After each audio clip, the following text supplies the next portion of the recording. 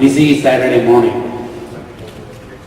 It's my privilege to give brief introduction to Dr. Subramanian Swamy, though he does not need any formal introduction.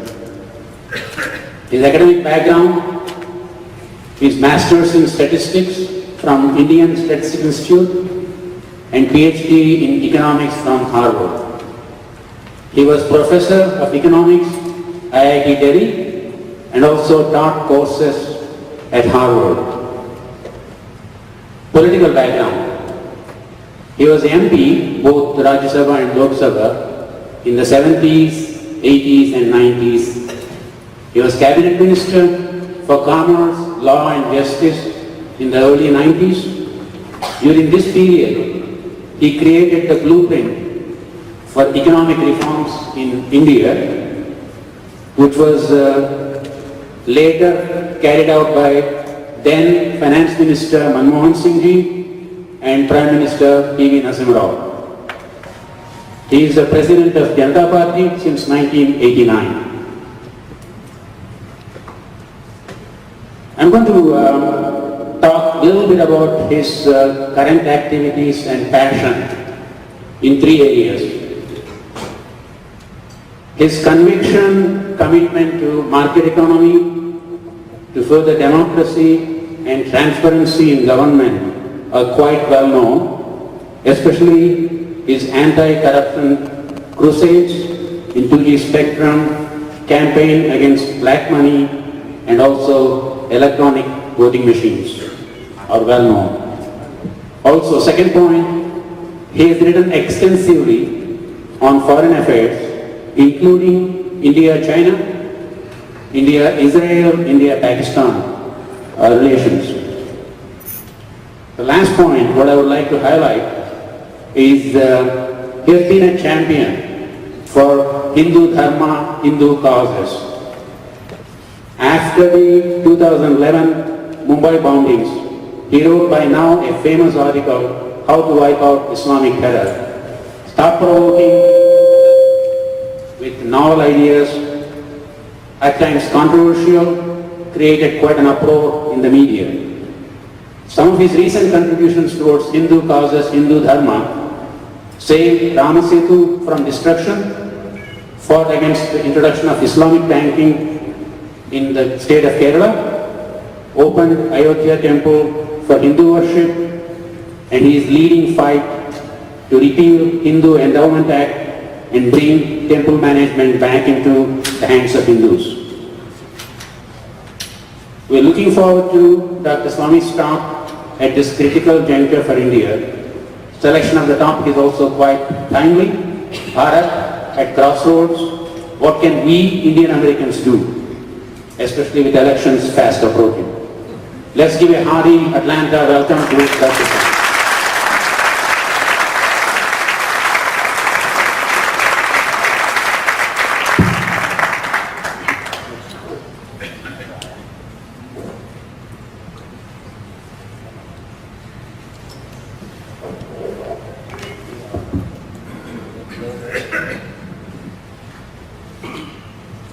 Thank you very much, Mr. President Dilbhai Shah. Friends, the topic given to me is Bharat at crossroads. What can we do, including those of you who are sitting here? Well, I'm not sure that we are at crossroads, but we are certainly at a T-junction. Take a right turn and that's the end of the country. Or rather I should say take a left turn and then you're in the end of the country. Right turn is okay, left is not okay. That kind of situation we have today. Before I get to the reason why we reached this kind of a T-junction, let me say that don't forget that for centuries this country was world number one as an economic power, leave alone military power. We did not conquer any country, but our influence spread far and wide, particularly in Asia. And the impact of it you can see even today in China, in Cambodia, in Vietnam, Indonesia, and all of the rest of Asia. We haven't really explored what about Latin America and Americas before Columbus came. But I'm saying that this glorious tradition is of India. Don't you ever forget that. When you are in a moment of, shall I say, despondency about the future of India, a country which has been for centuries such a tremendous civilization, can recover at any time. How we came to this position is another matter, but we have made mistakes since 1947, which we, the moment we rectify those mistakes, immediate changes you can see. 47, Jawaharlal Nehru became Prime Minister, and in 1950 he introduced the Soviet economic model. The Soviet economic model was most unsuited to India because it is based on the principle that you squeeze agriculture and get the resources out and finance industrialization. India's agriculture had already been bled bone dry by the British, and therefore to squeeze agriculture was a big mistake, led to food shortage. We had to beg from the Americans in mid-60s, and the Americans began writing books about how India is going to end up with food riots and cannibalism and so on and so forth. If you want to see such a book, go to Google and type World Famine 1975 by two brothers, Paddock and Paddock, both officials of the US State Department. There they predicted by 1975 there will be a world famine and India is a bottomless pit. Even if the whole world's food grains were given to India, it won't be sufficient. And therefore the best thing is to abandon India and let it find its own fate, which he said would be food riots, cannibalism. People will cannibalize each other. That's the kind of thing that's written a book by State Department officials. This was in 1965. By 1968, because we are stung by this crisis, Green Revolution came. By 1975, we were exporting food abroad. Everybody forgot the book, everybody forgot all the dire predictions, and now it is taken, now we have a situation where our food is rotting in the godowns. So India changed that. Similarly, we were told there's a Hindu rate of growth, 3.5% per year. India can't grow faster than that. Actually, it was not a Hindu rate of growth, it was a communist rate of growth. And unfortunately, the Hindus always bear the brunt of anything that goes wrong in India. So the Hindus got a bad name that this is a Hindu rate of growth and a slow slough, etc. In 1990, when I became minister, we had a huge crisis, foreign exchange crisis, and therefore to solve that, since we were an alternative government, a Janata government, we decided to bring in economic reforms, but didn't last long enough to implement it. But the successor government of Mr. Narasimha Rao, in which government also I was holding a ministerial position despite being of a separate party, namely the Janata Party. Mr. Narasimha Rao wanted my counsel, so he found a way to set up a commission on GATT and gave me cabinet rank. And Narasimha Rao, to him goes the credit for having implemented the economic reforms, and our growth rate went from 3.5% to 9%, something which never could have been imagined about India. So, there is no problem that India has not solved. We keep hearing this problem, that problem, but there is no problem that India is not capable of solving. And therefore, while I am going to point out certain negative trends, there are solutions to it, and there are some things that you can do about it. The first thing is that I would like to say that there are 5 trends that the country is witnessing today. Three of them are dangerous. Two of them are a great potential for this country, for India. The first is, most dangerous one, is corruption. And those of you who are following Indian news, you know that one international body of lawyers and journalists have now released addresses of those who have secret bank accounts in the tax havens. And it has just come out, so you will see this is a developing story. And there are addresses where you can identify people. So the total amount of money that Indians have abroad is $1.5 trillion. Even the GDP is not $1.5 trillion yet. $1.5 trillion, if they come back to India, what a difference it will make.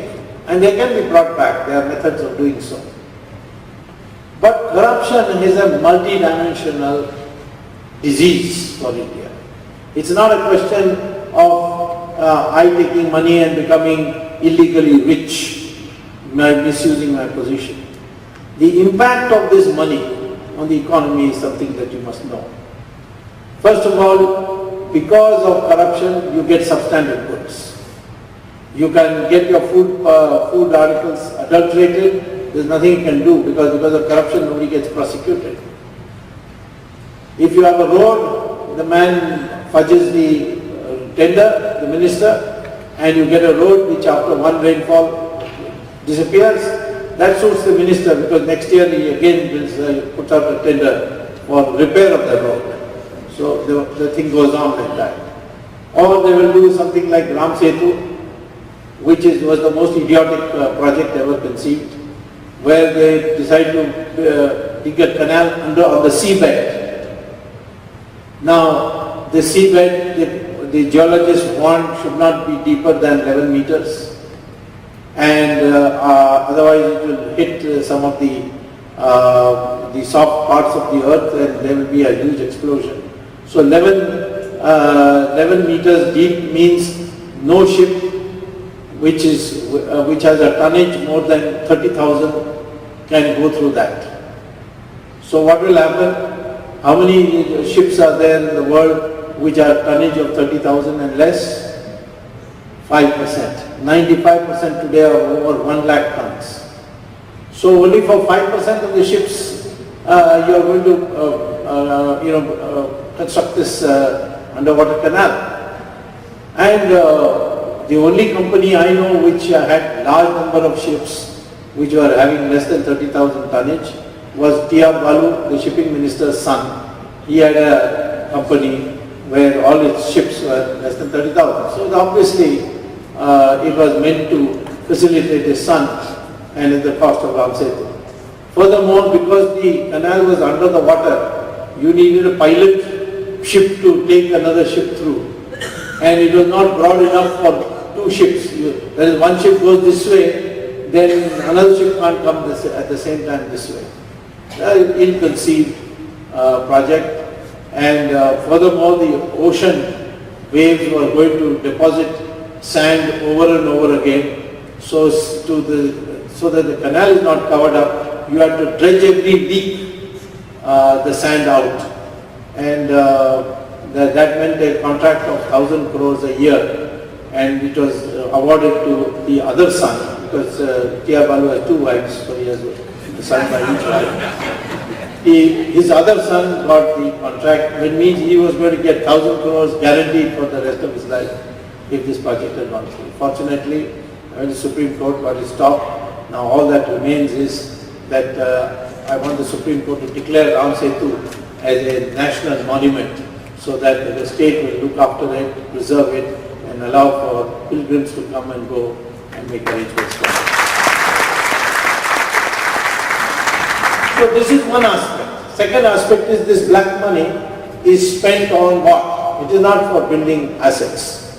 It is spent on luxury goods. It is spent on land.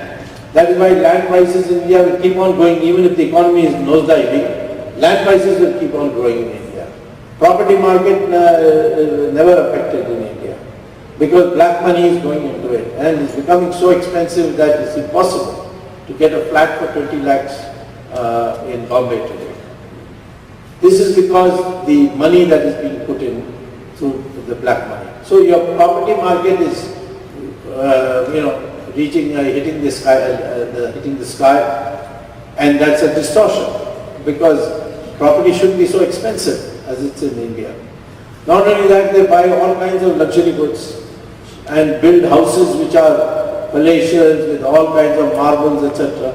So the net result is that the rate of return on investment in luxury goods is much higher than the rate of return on goods which serve the common man, like cloth, and things like that. So today we find in India, our investment priorities have been so distorted that 70% of our investment is going directly or indirectly for the luxury goods sector. And a poor country, in sense that you have more than 25% of population below the poverty line, to have 70% of the investment going for the luxury goods sector, this is a total distortion. Then agriculture, the agricultural products prices fluctuate widely because this cash is used for forward trading by industrialists. Today Reliance or any of these SR and so on, they go to the wholesale market when the produce comes, buy it, put it in cold storage, artificial shortages created, the agriculture prices shoot up, and then they sell, and then it comes down, then goes up again. There's to a Malaysian entrepreneur called Anand Krishnan, who was running a company called Maxis, and it was a totally illegal deal. And as a consequence, we found that a company which has links with the LTT was able to penetrate our country. Earlier, when the 2G licenses were given, many of the companies who got the licenses sold it to foreign companies. Swan Telecom, which was not even a telecom company, was a real estate company. That company sold its license to Etisalat, and Etisalat's board of directors full of Pakistanis. His workforce is Pakistani, and if they were going to set up towers around the country, it will be the Pakistanis who will be coming and setting it up. And that means free access to ISI people in disguise. So I had gone to court and wanted the licenses to be cancelled. And the first time in the history of India, awarded licenses, all 122 of them were cancelled in one go. And then people started being sent to jail for what is called as custodial interrogation. Now, of course, custodial interrogation is over, so many of them are out in bail. But they will go back once they are convicted. That could happen at the end of this year.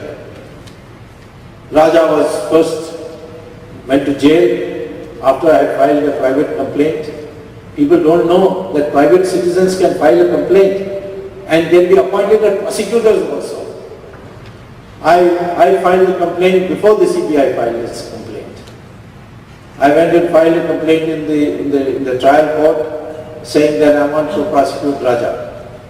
And the court took the complaint, then I said, I must prosecute the case.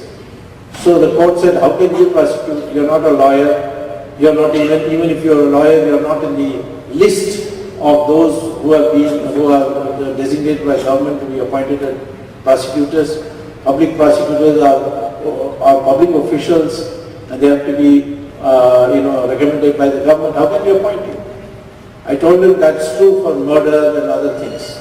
But under the Prevention of Corruption Act, the person who files the private complaint, he can be, if the court thinks fit, appointed as a public prosecutor. So he said, show me where it says. So I read out section 5. It said that. And the judge said, I never knew this. Nobody has ever pointed it out.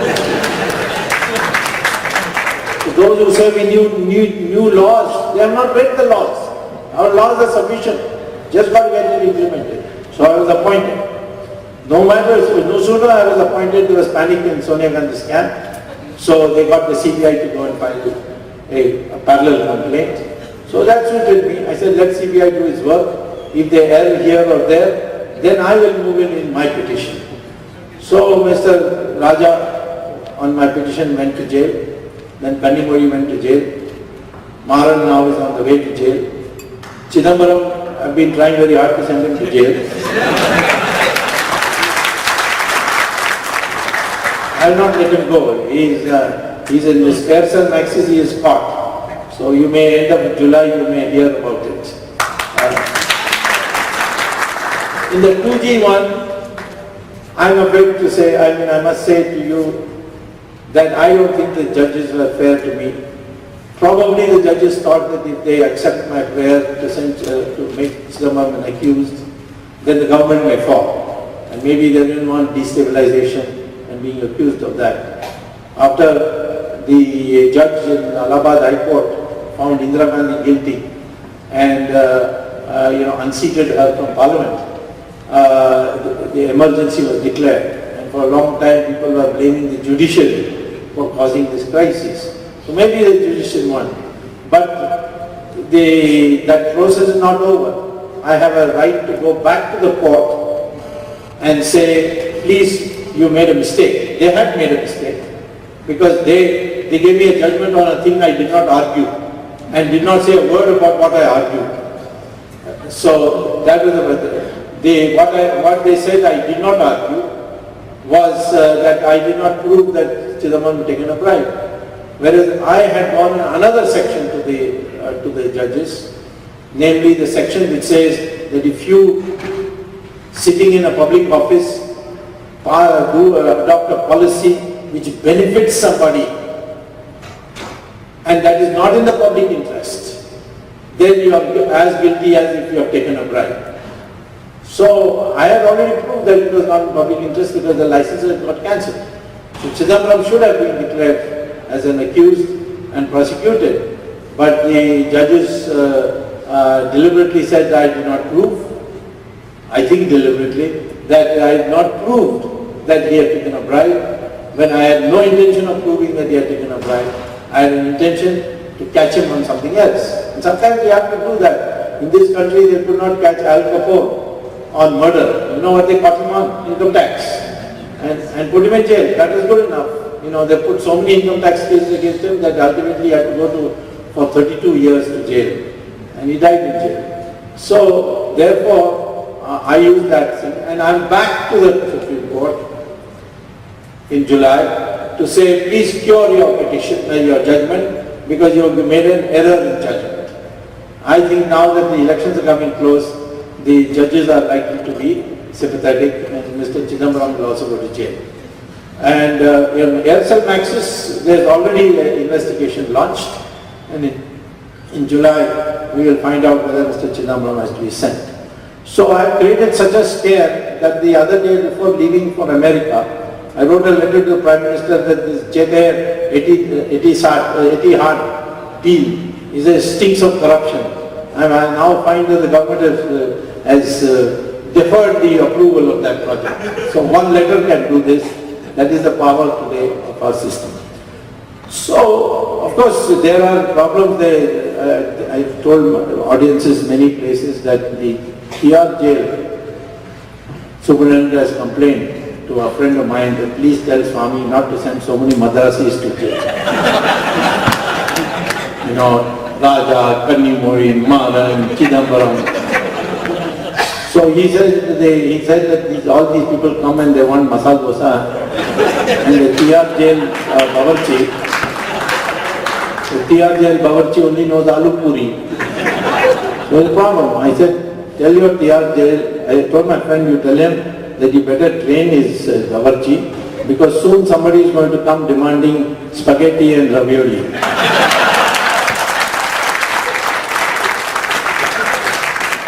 So, this is one very serious trend which is affecting our country, which is sub-optimizing our allocation of resources, and we have to fight it. We can fight it if we catch big people starting into jail. And I would also say that this new trend in India, where money is becoming everything, this is not inconsistent with our Sanatana Dharma. We are not against material progress in Hinduism. We are only against one-dimensional pursuit of materialism. And that is why our sages have said that you should make material progress but also have spiritual advancement. Money is not the determinant of social status in India. In fact, it doesn't matter what kind of clothes you wear. I remember when I came as a student to Harvard, first question one my American classmate asked me, how can you all accept Mahatma Gandhi as your leader? I said, why? He said, because he is not properly dressed. So how can you make him as leader? I said, in your country he has to be properly dressed. He said, of course. Otherwise we will not vote for him. He must be in the best suit, he must have lovely shining shoes. In fact, he said that Nixon lost his debate to Kennedy because he didn't shave that day. On that ground, he said he lost the election. So the same way, or say lost the debate. The same way you see our religious leaders also. They reach the height of, they are regarded as saintly people. But there was only one Bhagavad. You see the Pope, he's in satin gown, he's got ruby necklace, diamond necklace, sapphire necklace. His topi also has so much jewels. You see the Mufti in Makkah. Our sadhus, you see whether it is Swami Dayanand Saraswati or Sri Ravi Shankar or Baba Ramdev, how do they dress? The most simplest of the cloth. And yet we venerate them. That was our system. That money is not the determinant. The person's knowledge, his sacrifice, these things are placed much higher. But slowly we have now gone into this one-dimensional mode. Make more money. The more money you have, the more social status you have. This is driving corruption. This is the one main thing which is driving corruption in our country. And we have to change that. And you're not going to be happy if you just go on making money. Because otherwise, why do you explain all these foreigners, particularly rich Americans coming to our sannyasis and going to our ashrams, wanting to find out how to be happy? Even that Hollywood actress, what's her name, Julia Roberts, she came and she told the head of that ashram that I have won every Oscar, I have millions of dollars in my bank account, but I am not happy. And then when he taught her how to be happy, she went back and converted to Hinduism along with the entire family. And you find that now in large numbers, even that man that Apple, Stephen Jobs, he was a vagabond till he came to the ashram in Varanasi. And then went back and he was transformed. So this message must now go back. I went to the IIM and addressed the students, and afterwards I asked them, why have you come after all this stiff examination? What are you going to get? They said, get a good job. I said, you mean you're not coming for marketing theory, learning finance theory, or organization theory, or economics, but you come to so they can get a good job? 99% of the class said to me, yes, we are only here in Ahmedabad, I am in Ahmedabad, because once you get the chop, you will get a job. We'll even get a job before we graduate. This is a very wrong attitude which is not going to make us happy, and it certainly will propel greed. Greed will propel corruption. So long-term solution to corruption is we must go back to the Sanatana values of having enough, and if you have more than enough, then give donation, be philanthropic. Only then you will be placed in the social hierarchy of society. So this is one trend which we have. It's a dangerous trend. We have to fight it, and we must ensure that the new government that comes to power will fight corruption in a serious way. The second dangerous development or trend is this infiltration, conversion, terrorism. This is rocking our society, and it is entirely because there is support from the political elements to these things. Infiltration is because the Congress party thinks that these people all be our voters, so let them come. Sonia Gandhi herself tells her colleagues, if all the Muslims vote for us, that is 14%. and Christians are 3%, so 17%. Then scheduled castes, scheduled tribes, liberal Hindus, those who can be purchased, all will go to 30%. And with 30% we'll get 160 seats in parliament and nobody can form a government without us. Either we'll form the government or we'll have a third front government supported, which we will support from outside. So this is the mentality which is there, that you can do anything to the country for your vote back is safe. And this infiltration is taking place. Conversion, Christian conversion is taking place in a big way in our country because again it is being supported by Sonia Gandhi.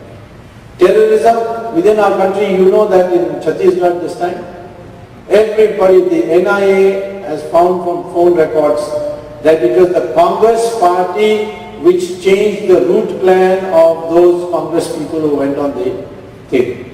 And the reason was that the president of the Congress party was the founder or the inventor of this Salva Judum thing of arming the peasantry or the tribals to kill the terrorists.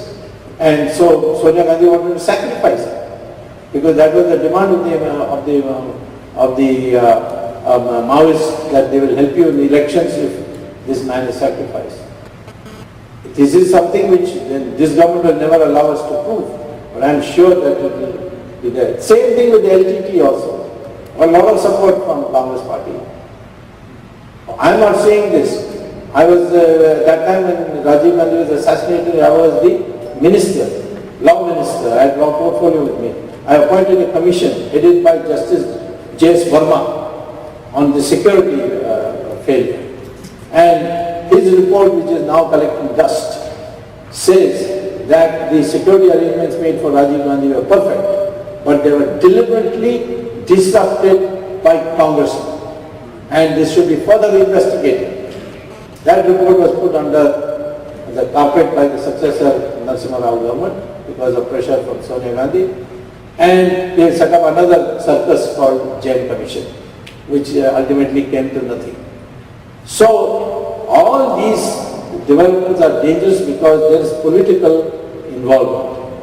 And we have to make sure that these terrorists do not get their way.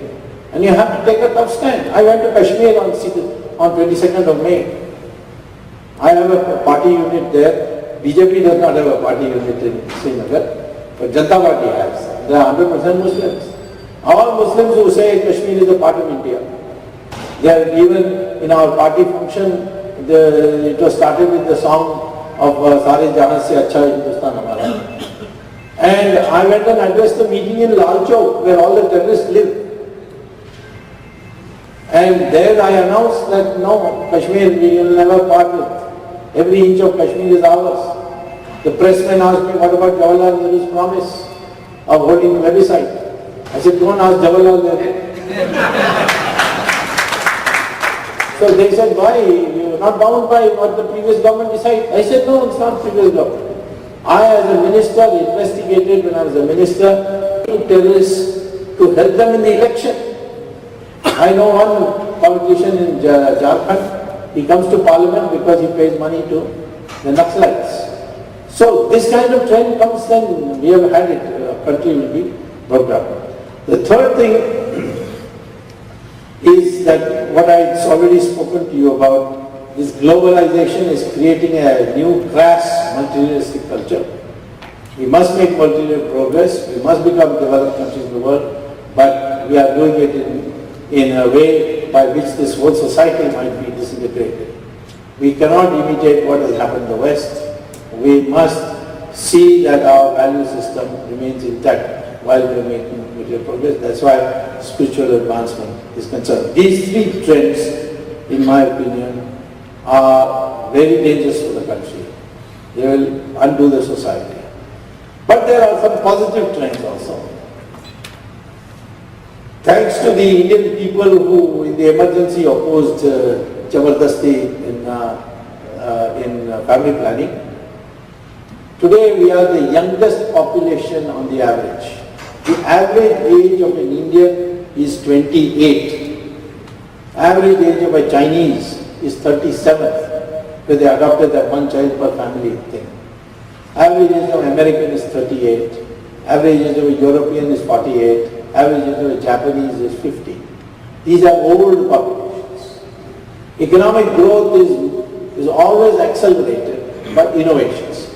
Like railways came, industrial revolution. Then jet engines came, the American economy pulled up. Internet came, American came out of a crisis and they now came to the top. So innovations are very important, but innovations are done by young people. They come out of universities, join the research team. So we have this potential. All these other people are losing this young population. It's getting fewer and fewer in percentage terms. So India must educate its demographic dividend, its young population. And today these new projects are coming up of online education. We must reach it to the villages and our people must. Our young people have demonstrated here. They have all got your spelling bee, Indian is on top. You find all the classes, anywhere I talk to the teachers, they say, oh, Indians are very, very bright. So our native intelligence nobody can doubt. But it needs to be flowered, it needs to be fine-honed, you see. And for that we need a good educational system. The present education system is totally out of date. We need people to learn to take risks. Indians don't like risk. In my class at Harvard, when we had people from many countries, including India, at the end of the class I used to ask them, now that you are going to get a degree, what kind of job are you going to search? What kind of a profession you are going to go? Either you can take, I said, a project which is risky and you may become a billionaire like Microsoft man became, Bill Gates, or you can fall on your face, lose everything and be on the street. This is one kind of job. Another job is you join, your salary will increase every year by 5% and your provident fund will be accumulating, and at the age of 65 you will retire, you will get your provident fund pension, and then you watch television or you go to the city park and feed the birds. Which kind of Americans would ask me, what is the probability I fall flat? And you tell me the probability of falling flat on my face and losing everything, then I will tell you which project which job I would prefer. But the 99% of the Indians would say, no, we like the second job. I said, why second job? That is guaranteed poverty. They said, but it is guaranteed, that is the point. So this Indian search for stability. You need a mind change of that. You must learn to take risks. Here the children all will be going on saying, why? Parents say anything there. In India, if a child says, why, you will get a slap, a tipper. So we do not encourage questioning mind. We don't encourage taking risks. We need a new Indian who is dynamic, who takes a risk and is willing to understand that he can lose it. So this is one aspect where we have to do a lot. And now thanks to online education, we can really give quality education to our people. So this is one favorable potential which we need to develop. And finally, we now have a deepening democracy in our country, and that means participation. We must now more and more encourage people to enter politics. For these last 60-70 years, we have created an atmosphere that joining politics is dirty. Only hoodlums, gundas come. And they created a vacuum, and gundas and badmashes have all come into politics. We need a revolt movement, and people must join. There are various ways of joining. You don't have to contest election. You can be part of a campaign, you can be part of a party, you can raise issues. And in many ways, all this can be done. But I think we need now fresh blood induction into Indian politics, because we are really lacking. Look at this country, so many educated people end up in politics. Even George Bush, who was thought to be an idiot, he had an MBA from Harvard. And Obama, he was on top of his class in law. But in India, you find this very few. In fact, when I joined, people said, "You're mad, you left Harvard and came. This is not meant for you, this is meant for crooks and thieves and thugs." Nobody encouraged me. So here, we must learn from here, and this is also our tradition. Ramayana and Mahabharata are both political tales, you see. It's all about politics. So we have to therefore create a new mindset to encourage people to do politics. Now, question is, how this can be all set right? I think therefore now we have reached a crossroads in that sense, or rather a T-junction. Either we bring back people like who we brought back earlier to power, you will go straight down, you will be on a tailspin down to a crash. Or you bring a new set of people. There is now a hope based on what you see is the difference in development in Gujarat. And therefore Modi's name has come up. And Modi will be most probably the face of the campaign at the NDA. He's already chairman of the campaign committee, which means every candidate will be obliged to it. So even if you tomorrow say, no, MPs will come, get elected and come and vote, I can tell you they'll all come and vote for Modi because he would have helped them in the campaign. So I would say very clearly, if the NDA gets majority, he will be the Prime Minister of this country, and we'll have a new team, and we hope that all these things that I pointed out to you will do it differently. What I like about Modi is that he is the only BJP leader whom Sonia Gandhi doesn't like. There's something in that, because last time the NDA was in power, they were very lenient with Sonia Gandhi and Rahul Gandhi. Rahul Gandhi was caught here in Boston. It was the Indian government which called up George Bush's government and said, please leave him, it's good for US relations if you do not prosecute him. Same thing on Sonia Gandhi's KGB and antique smuggling. She stole all the murtis from prominent temples and went and auctioned it in London. But again, the Indian government was soft on that. We need now, I don't call this her anymore Sonia Gandhi, I call her Tadaka. You see, in Ramayana, I don't know how you pronounce it, Tadaka or Tadaka? Tadaka. Earlier on I called her Vishkanya, but now she's grown up to Tadaka. So,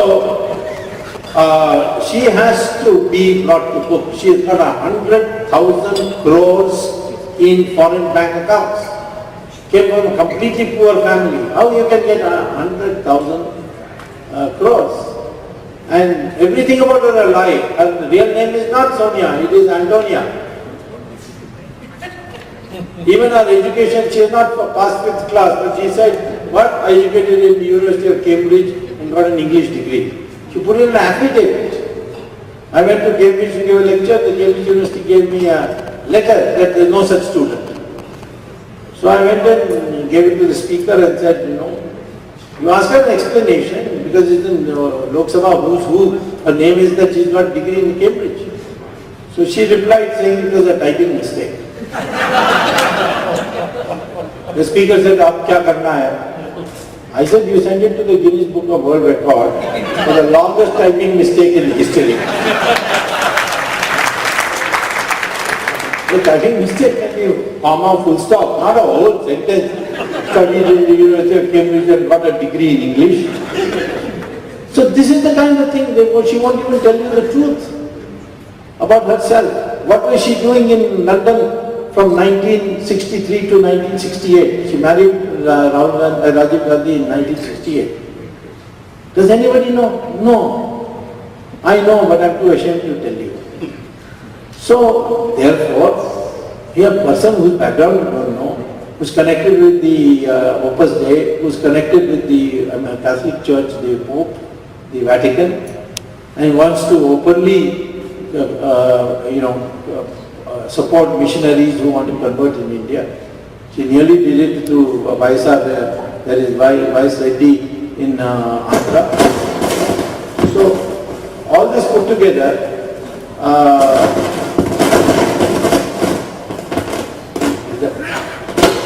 is that her trying to sabotage me?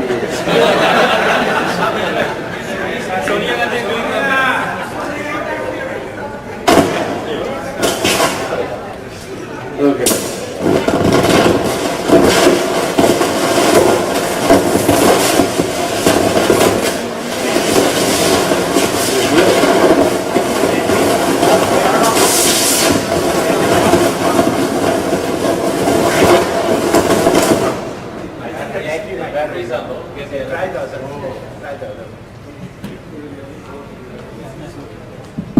So this is simple.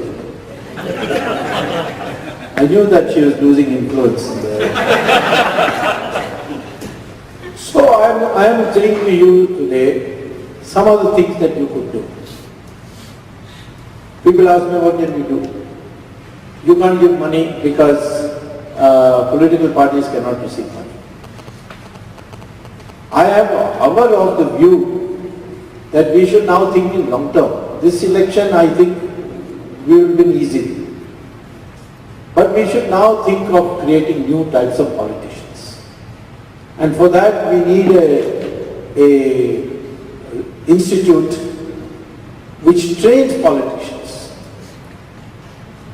who know all the, they should have a regular course, maybe 6 months course. You want to be a politician, take this course. People will pay, but you need the infrastructure. So all of you in this country could band together. If you raise 20 crores, you can have a very good institute. Like that, you have think tanks all over. We need an institute for training politicians. There are many other things you can do, but it's much tougher. Now, previous visit, everybody convinced me I should start a TV station. And I started one. I got permission from the government, everything cleared, and it was called Krishna TV. But then I found that all those who promised me money didn't deliver. Because in India, people were afraid, oh, it's your TV station, then Sonia Gandhi will find out and we'll be in trouble. So take it in cash. I said, I can't take it in cash because then how will I show the expenditure? You see? So that project fell through. But today I am saying to you, after the new government has come, one of the things the NRIs can do is set up an institute in India which trains politicians. And you can have a unit here so that they can get some international exposure also by coming and saying and completing, come here for 1 week or 2 weeks and learn something here. So this is one thing you can do. Second thing you can do, if you want to help the elections, Rahul Gandhi studied in Rollins College in Winter Park near Orlando. He must have paid tuition fees. How did he pay? He must have submitted a passport also. So you can always hire a private detective and find out where he paid the money from. I can tell you just now where he paid it, but I have no documentation. Paid it from Cayman Islands, through Bank of America. But the university would have the record. They will not give it to me if I ask it officially because that's what they consider for I don't know what reason confidential. Unless they say you file a criminal case in India, then we can give it to you. But I can't find, it's a chicken and egg question, I can't file a criminal case unless I have documents. And I can't get documents unless there's a criminal case. This is something you can do. Yesterday there was a news item, I don't know how many of you saw, that a company, American US company has written to the FBI saying that we were defrauded of $1.1 million by Jagdish Titler. And that Jagdish Titler took this money saying that Ms. Sonia Gandhi and Mr. Rahul Gandhi are part of this project that we are asking $1.1 million. Now, any of you can easily get this. Somehow access the FBI, find out what this case is about. This new item is going around in the in the Twitter and in the thing, you should be able to do it. Continuously enlighten us since Bharat Awareness Forum is ensuring this forum is making us aware, otherwise beware. So we want to be informed, we want to be educated on the issues that's being faced by India and how we can contribute. And talking about recognition and contribution of young people, very important. We want to recognize this young person. He's 32, he's an IT professional. He came from Himachal Pradesh 12 years ago, and he ensured that he mobilized these young people in this part of the world. And that young man, his name is Swadesh Kator.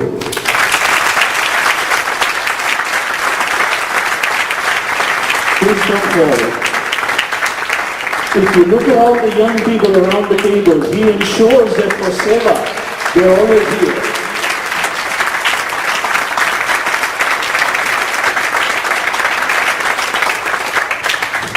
We need few good men like him. Few. Because all it takes is few good men to change the society. As Swami Vivekananda says, it's not the inactivity of the good people that is what makes a society fall. So we want these good people to make sure they're actively involved. So hope we can continue this. The next person we want to recognize, unfortunately he couldn't be here, but he has helped us tremendously with his reporting fair, particularly for our society. His name is Mahadev Desai, and in absentia, I'll ask Dhirubhai to ensure that he gets this little... Oh, you're here, wonderful, please do come. I'm taking. Oh, please do. On behalf of Dhirubhai, and I'm sure Mahadev Desai.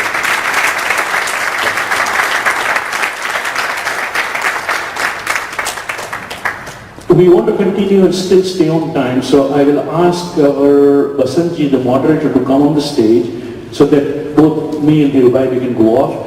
And we'll continue to have lunch. If you can quietly, few tables at a time, go at the back and have lunch while this question and answer session continues, so that we still have something to feed us, and he'll continue to feed us with our minds.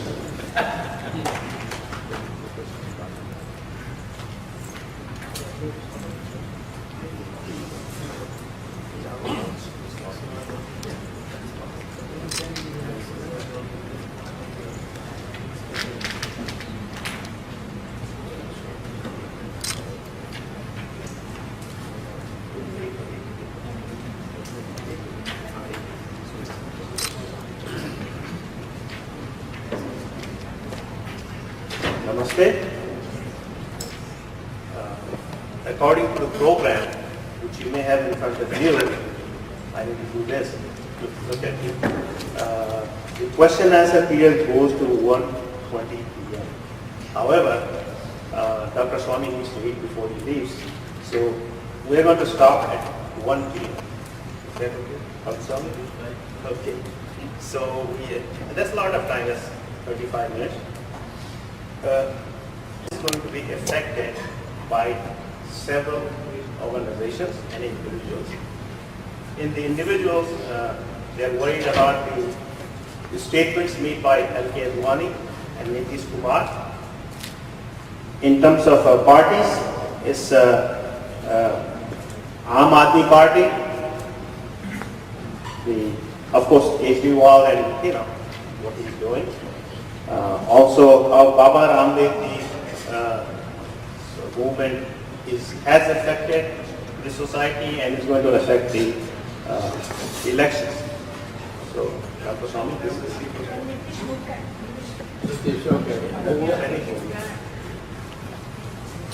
First of all, as far as the NDA is concerned, there are 7 parties.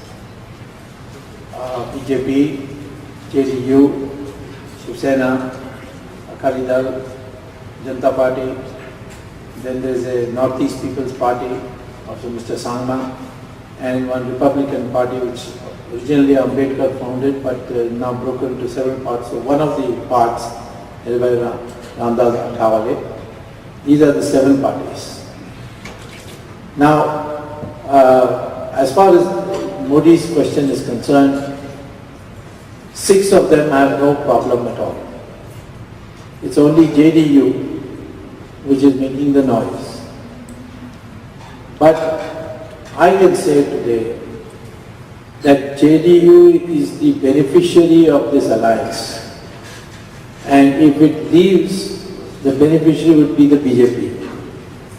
Because in Bihar, what we found in this recent by-election for parliament in Maharajganj, which Nitish lost, there was a sharp contrast between what happened in Gujarat in the by-elections and what happened in Bihar in one by-election. In Gujarat there were 6 by-elections, 2 parliament, 4 assembly. And Modi did not visit any of those places. And yet he won all 6, and all 6 were originally held by Congress party. So that was a clean sweep, a clean indication. In the case of Bihar, Nitish campaigned there, camped there, and yet they lost it. And it turns out that certain caste groups, upper caste like Bhumiyas, are so annoyed with him that they went and campaigned for the opposition candidate, which was Lalu Yadav. And he was defeated. So we find that his contribution is now under attack, in fact. His public popularity is doubtful. And if he leaves the NDA, it will be a suicide. And so I don't see any need for anybody to worry about the noise that he will make about Modi. As far as inside the BJP is concerned, when the chips are down, they all fall in line. Advani was taking a stand, hard stand, etc.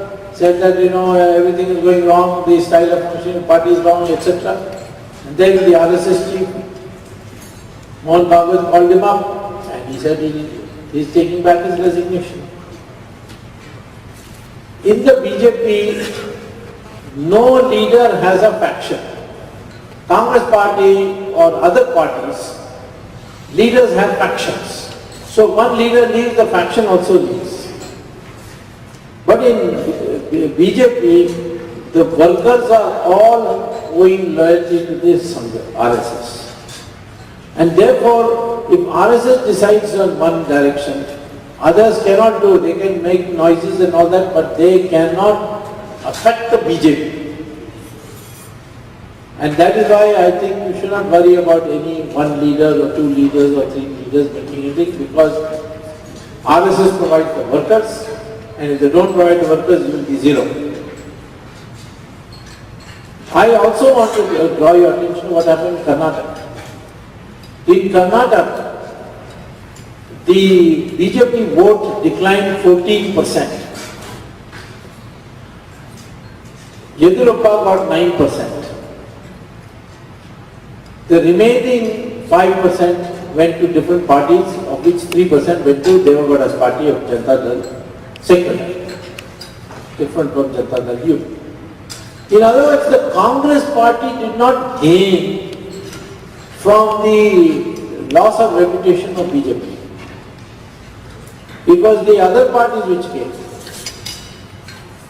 So the atmosphere against Congress is so strong that even in a situation like Karnataka, people did not increase their vote to Congress, and Congress won because there was a vote division of the BJP vote, and not because Congress popularity increased and therefore they won. So I would not worry too much about these things. I would far more worry about some foul methods used by Sonia Gandhi.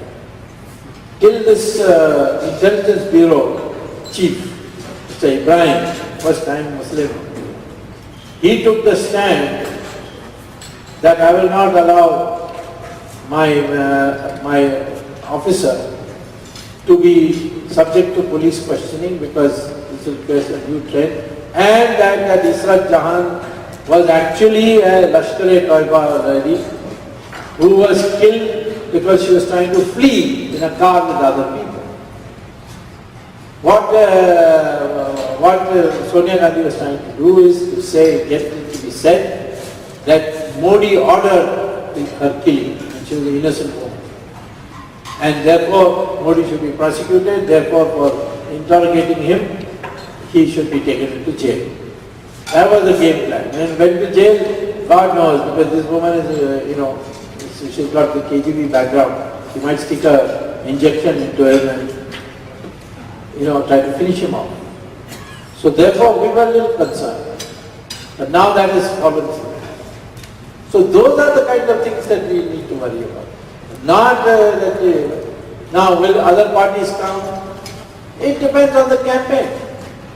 If our campaign is based on not only fighting corruption and carrying conviction with people, yes, we should not be ourselves corrupt and talk about corruption. Then nobody will believe us. So the leaders projected should be such about whom there is no doubt, not only Modi but other leaders. The team should be so projected that there is no doubt that these people, if they say they will fight corruption, they can fight corruption. That is one.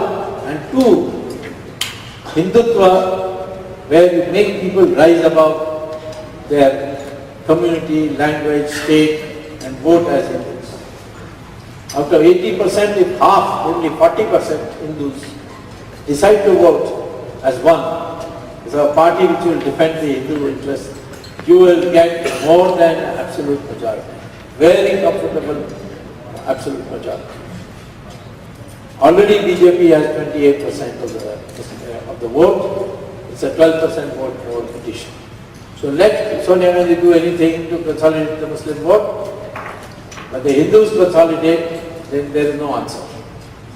And therefore I think you should not at all be worried that what is going to happen. You should know that we are well set now, and certainly I think the possibility of either 250 or 14 or earlier elections, you are going to see an NDA government.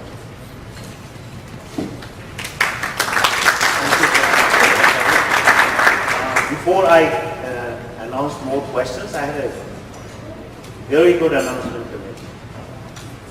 And this is about,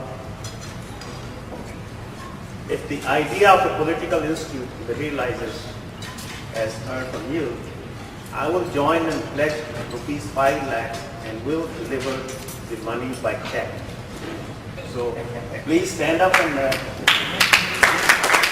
I request you to put that on your card because it doesn't have a name here. Okay? Who has done that? Is $5 lakh or 5 lakh? Rupees 5 lakhs. Yeah, okay. So your name please? Murthy.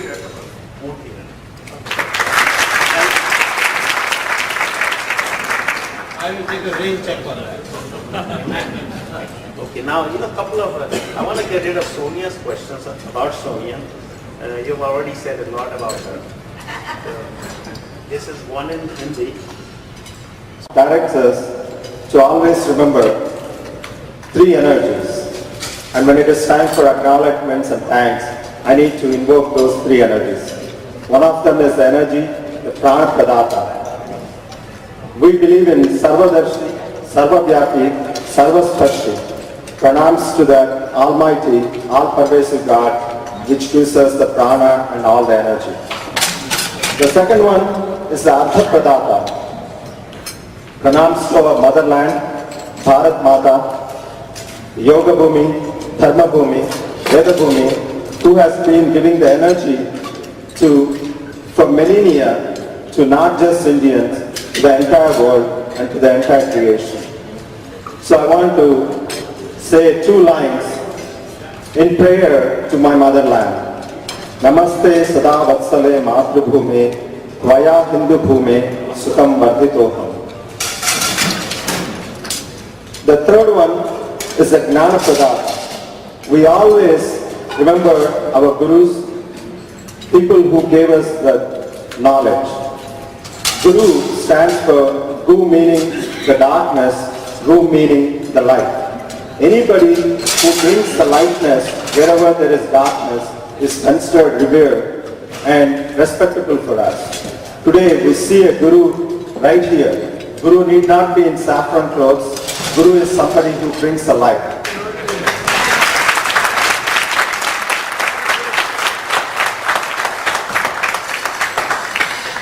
Thank you, Dr. Swamy. He's not just a guru, he's a warrior. I see the same passion like Veer Savarkar in him, who is fighting for the past 35 to 40 years, maybe longer, correct me if I'm wrong. But the point is, not just with his knowledge, with his passion to help us all. So we are very, very fortunate to have Dr. Swamy. Our sincere thanks for taking time and talking to us. So with that regard, for any guru, we give the Guru Dakshina. So one Guru Dakshina I'm going to ask you all is like for his support. Whatever he told us, I'm going to just give a review of what he said so that we all remember, not forget tomorrow and get back to our regular work and forget that Dr. Swamy was here with a message and we forgot his message. So even if we forget today's event, we must receive the message and continue with that. So the message was the three problems that he pointed out. The corruption he defined as a 1.5 trillion, and then the halo effect from that corruption that is percolating into our society, degrading our society. That was the first negative problem he told us. The second problem was the conversions, infiltration and the terrorism coming from external sources. We need to remember that. The third one is the globalization, which is attacking on our dharma. So those are the three negative things. But the two positive things, or few positive things that he mentioned, what we need to work on is the native intelligence we have, no other country is anywhere close to us. We need to build on our strengths. We need to strengthen our weaknesses. The second one is the deepening democracy that we have. That is our strength. So those are the positive things that we need to work on. And then obviously, the few other things that we can do, not just by coming over and campaigning, we still can go, but the more important, what we can do is with our intelligence. Provide that intelligence to the people who are working on our behalf to protect our dharma, to make sure that India is still existent even hundreds and thousands of years later. So again, with that message, I want to make sure by reviewing it, we'll all get some capsulated message. That's why I'm taking time to reiterate that. Thank you, Guruji.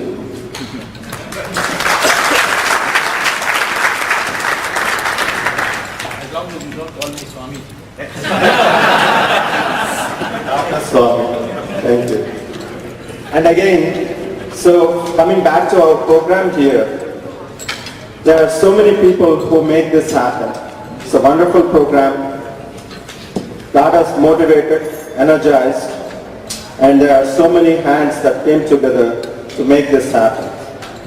Our special thanks to our special thanks to Sri Ashwin Patelji, who arranged a wonderful dinner yesterday for more than 70 families. It was wonderful. Thank you, Ashwin Bhai. Please stand recognized. Ashwin Bhai.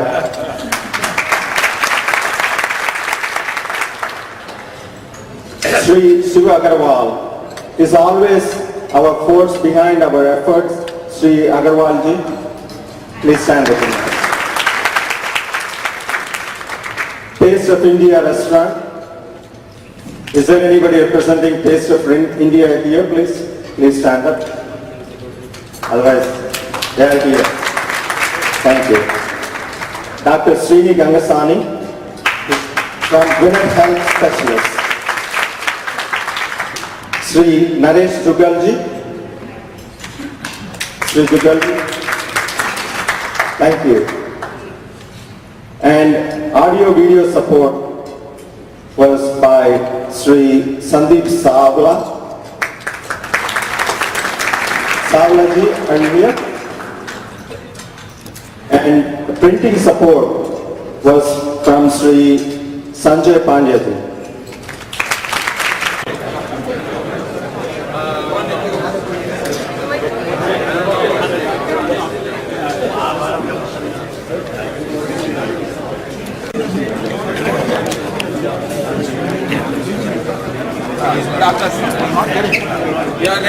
Yeah.